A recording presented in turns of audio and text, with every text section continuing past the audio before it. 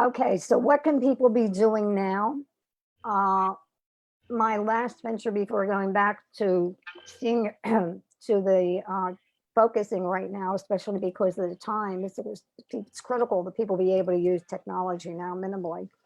Anyway, is was your untold stories. We found that my parents, my cousins, we don't remember our parents' stories. And even I remember talking about the thing. It's a good time to be, if you have the loved ones with you, going over photo albums. I know my husband died over 12 years ago, and people were saying we should go through albums. And I just never thought to take the time to sit with him. I have things, I don't remember what they were. I would have loved to have said, and what's your fondest memory? Look at the picture and what's your fondest memory? What do you remember most? And things like that. I'm fortunate I have letters and I have other things that I've kept. A lot of people don't have that. But right now, again with the phones, I am passionate about the recorder because not only is it interviewing our parents, and we older ones could be telling our stories, but anytime we hear anything is to stop. If you're telling me something nice about myself, or you're recalling something, I say, hey, pause. Do you mind if I record that? Can video record. People don't want to be spontaneously, the hair and everything else. Just record it and keep it. And you can always go back and take videos. So on my you'reuntoldstories.com/guide, we'll give you these links. I have list of how to do it. On that page is an example.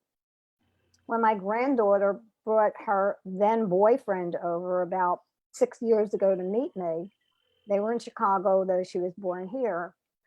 And they started telling what they liked about each other, and they're giggling. And they said, they, he said, you could put us in an all white room with nothing in us but the two of us, and we'd find something to laugh about. Well, that was a treasure, a gem. I said, do you mind if I record it? And so I audio recorded, I videoed it up some pictures. And when I came to this Your Untold Stories, they're now married, with permission, I asked if I could put that into video format. And I grabbed some pictures. They didn't want their video shown per se. And so they have that. Now, the reason I recorded it was because I figured if they got married and were having some down days, they might like to look at it, listen, and their kids would. And so that's one thing. And that reminded me, another tool I use is Evernote, back to the last question.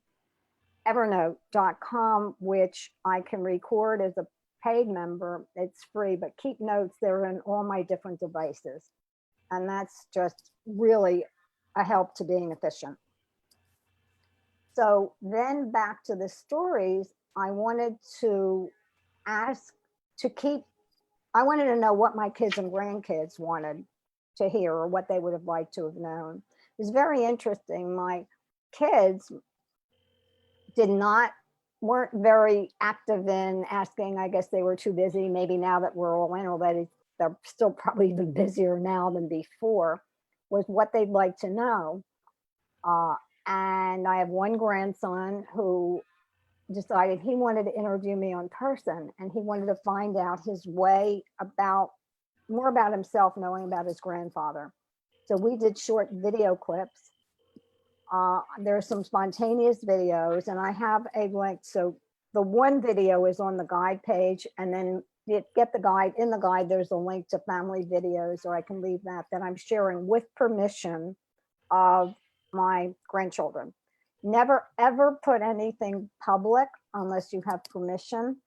I do a lot of YouTube recording, and it's unlisted. Nobody can see it unless they have the link, and it's not searched by Google. So I think, so anyway, so what people can be doing now in their busy times is recording the memories. Ask your grandchildren, if you have grandchildren, what they'd like to know, or yourself, if there's stories that you want them to remember or know, or what you're known by, or what you want to be known for. When my late brother-in-law was scheduled for surgery with a 25% chance of survival, I went into Philadelphia and I did individual clips of what he most appreciated about each of his children and grandchildren, so that they would have that. Fortunately, he survived that operation and he lived for another year, I think, or more. But there's just so much we can do and play. And people are playing games. They're socializing more on Zoom. I'm hearing mahjong and other things. And as you know, entertainment's being gone, free entertainment on the devices or on TV, etc. So I talked a lot. Did that cover? Yeah, you covered a lot there, and it's great because I think it is important to have memories and to be able to go back in the future and kind of listen to things. I think that's all great tips. And now what we'd like to do is if we have any questions out there, we'd like to answer some of those questions, and then I'll kind of wrap things up.